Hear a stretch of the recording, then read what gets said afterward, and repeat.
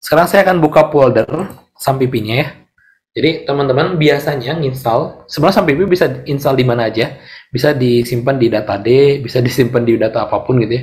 Tapi umumnya ya kalau teman-teman nggak ngutak-ngatik gitu ya pas nginstal, next next aja gitu ya sesuai dengan arahan, pasti akan di local disk C ya. Letaknya akan di local disk C. Kalau pas kita nginstal itu kita nggak ngutak-ngatik gitu, nggak ngutak-ngatik foldernya ya, pasti akan di local disk C. Nah, jadi tinggal buka aja local disk C. Kemudian paling bawah ini ada folder SAMPP. Nah, dibuka ya. Nah, letak kita menyimpan sebuah website ataupun sebuah file website itu ada di htdocs. Ya. Kalau di hosting, nanti kalau teman-teman sudah upload ke hosting, itu letaknya ada di public HTML ya biasanya. Nah, kalau di SAMPP ini letaknya ada di htdocs. Ya, cari aja tulisannya htdocs gitu ya, htdocs. Oke, local disk C, kemudian ke SAMPP, lalu ke htdocs ya. Nah, di sini tempat kita menyimpan database ya, tempat kita menyimpan file website. Nah, saya akan bikin folder baru ya untuk website baru gitu ya. Sesuaikan aja, saya akan sesuaikan dengan nama database-nya ya. Sebenarnya boleh beda, nggak masalah beda ya, tapi saya akan sesuaikan aja. Oke, saya akan bikin folder baru dengan nama formulir ya, formulir.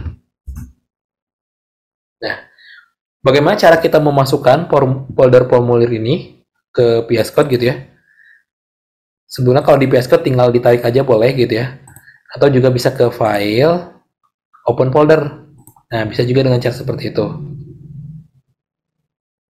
Kemudian masuk ke foldernya. Tadi kan ada di local disk C ya, local disk C, kemudian ke SAMPP, folder SAMPP, lalu ke folder htdocs, lalu ke tadi itu kita bikin nama foldernya formulir ya, folder formulir. Nah, kemudian kita tinggal select folder. Oke, nah kalau sudah, nah ini kita sudah berada di folder formulir ya, atau si VS Code-nya sudah membuka folder formulir. Tuh ya, yang ini. Tapi memang belum ada file ya, belum ada file apapun di sini. Nah, kira-kira file apa yang harus kita bikin pertama kali ya? Kalau teman-teman tadi menyimak slide yang saya jelaskan, langkah pertama kita harus menghubungkan dulu PHP dengan MySQL-nya ya, dengan MySQL Server. Jadi kita akan bikin file koneksi ya, atau file connection. Saya akan bikin file koneksinya dengan nama koneksi.php ya, seperti itu. Oh, ini kalau misalkan bingung ya, ini kalau di VS Code untuk nambahin file ini ya ikonnya, tinggal klik new file. Kalau mau nambahin folder yang ini, klik new folder gitu, seperti itu.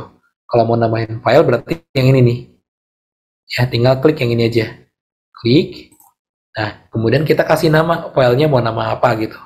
Jadi kita kan mau bikin koneksi ya, jadi kita bikin koneksi.php ya, koneksi.php. Jangan lupa pakai .php. Bentar ya. Oke, tunggu sebentar. Ini lagi dibikin filenya. Kayaknya kalau punya teman-teman komputernya lebih cepat, harusnya cepat sih, nggak selama ini. Ini kayak karena laptop saya kentang ya, jadi mohon bersabar ya. Akan nunggu dulu.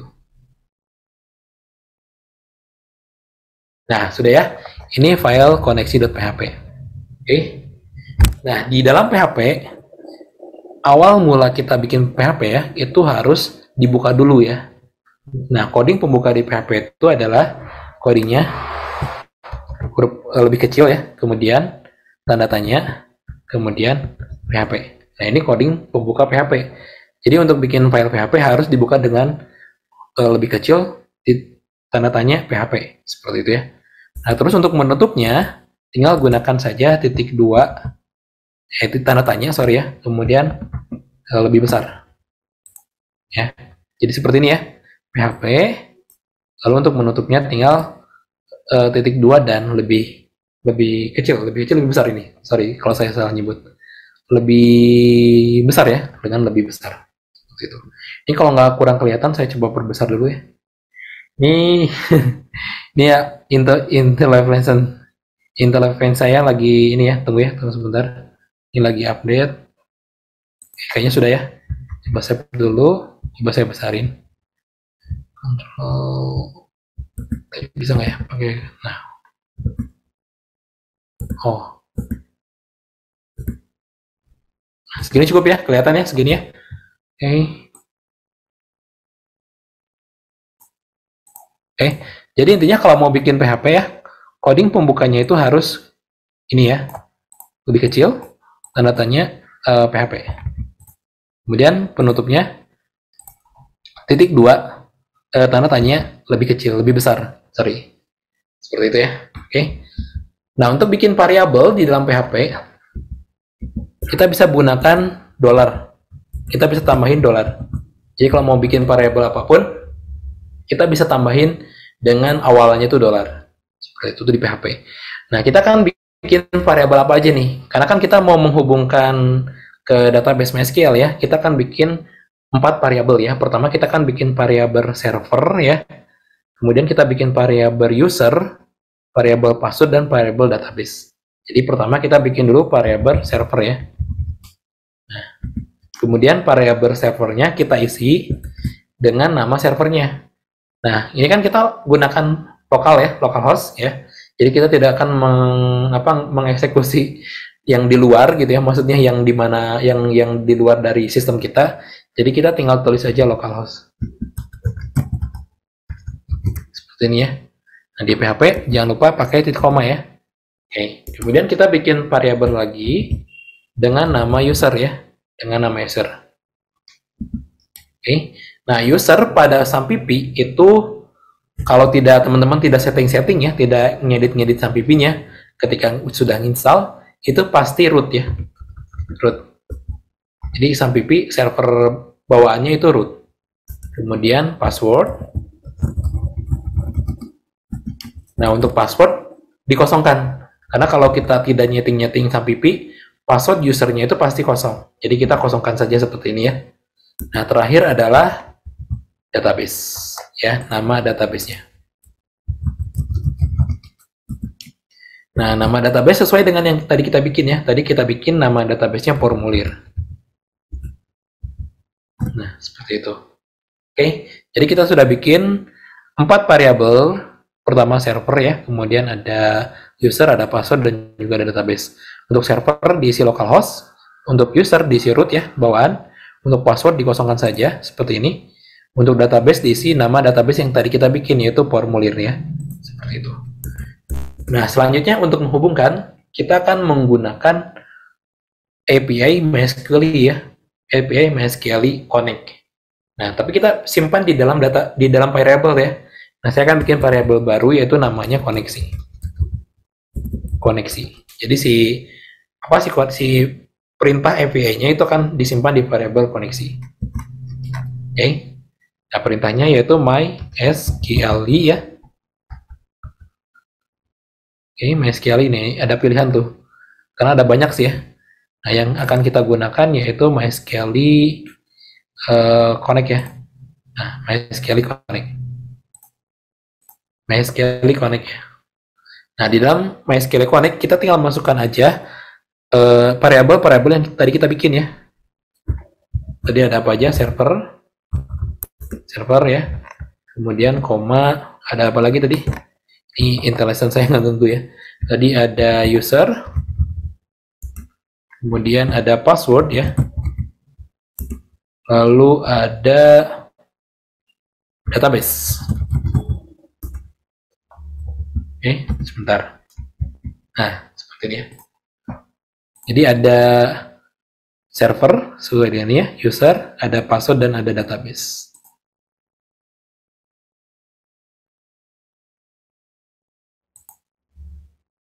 Oke.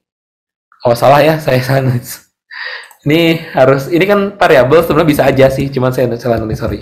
Database. Oke. Ini kan variabel, nama variabel itu boleh apa aja. Jadi tadi saya salah tulis. Misalkan jadi nama db gitu ya. Ini juga boleh, bebas sih, tergantung kita kan ini variabel. Kalau variabel mau kita tulis apapun, ya boleh semau kita. Ya, yang pasti harus sesuai dengan ininya ya. Jangan beda gitu. Nah, kayak gini. Ya. Kalau sudah, kita terakhir tinggal bikin coding untuk ngecek ya, apakah si ini tuh udah connect atau belum gitu. Nah, caranya kita tinggal bikin if aja. If ya, koneksi ya, yang ini nih, koneksi yang ini sama dengan 2 kali ya. Kalau kita bikin logika, sama dengannya 2 kali. Sama dengan true besar semua ya, true-nya besar semua. Kemudian kurung kurawal. Oke, kita di PHP ya, kalau di bahasa C itu pakai print kan ya. Kalau di PHP itu pakai echo ya, untuk mengeprint atau untuk menampilkan gitu ya, menggunakan echo. Jadi kita tulis echo, kemudian kurung buku, kurung kutip ya, kita tuliskan berhasil terhubung. Berhasil terhubung ke database gitu ya. Seperti itu.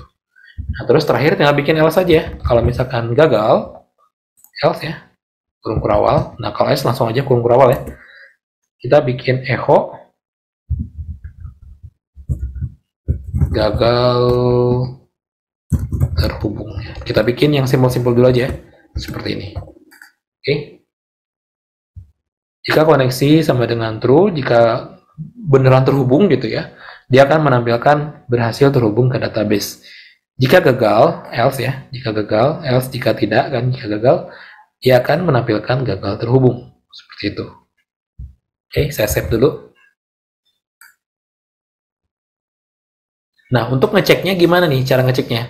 Untuk cara ngeceknya, kita buka di browser ya. Kita buka di browser dengan localhost, kemudian slash nama folder website kita. Tadi kan nama foldernya formulir ya. Nah, berarti isi slash formulir. Sorry, salah. Harusnya formulir. Nah, di sini ada tuh. Ada file koneksi.php ya. Bahkan ada tanggal kita bikinnya nih. Koneksi.php. Oke, nah kalau kita klik, nah ini berarti berhasil terhubung nih. Berarti kita udah berhasil terhubung ke database MySQL Server ya, yang tadi kita bikin.